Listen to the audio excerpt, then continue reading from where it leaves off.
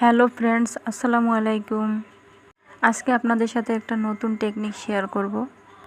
হঠাৎ করে বাসায় গেস্ট চলে আসছে, কিন্তু কি করব ভেবে পাচ্ছিলাম না। ফ্রিজ খুলতেই দেখছিলাম যে আগের দিন বানিয়ে রেখেছিলাম যে পিঠা, ভাপা পুলি পিঠা, সেই পিঠা কিছুটা রয়ে গেছে। এখন হঠাৎ করে মাথায় একটা বুদ্ধি চলে আসলো, দেখতে থাকুন। প্রথমে আমি একটু দুধ জাল করে নিয়েছি, তারপরে আমি দিয়ে দিলাম গুড়, তারপরে ওই দুধটা আমি ঢেলে দিয়েছি, আর 2টা এলাচ, একটা তেজপাতার হাফ অংশ দিয়েছি। এবার ফুটিয়ে নেব ভালো করে। দুধটা যেহেতু আমি আগে থেকে জাল দিয়ে নিয়েছিলাম, তাই বেশি জাল করার দরকার নাই। ফুটে উঠলে আমি পিঠাটা দিয়ে দেব। এটা কিন্তু ভাপা পুলি থেকে দুধ পুলি হয়ে গেল। বাসি পিঠা কি করে মানুষকে দিতাম বলেন, তাই এই টেকনিকটা কাজে লাগালাম। এটা কিন্তু মনেই হয়নি যে এটা বাসি পিঠা ছিল।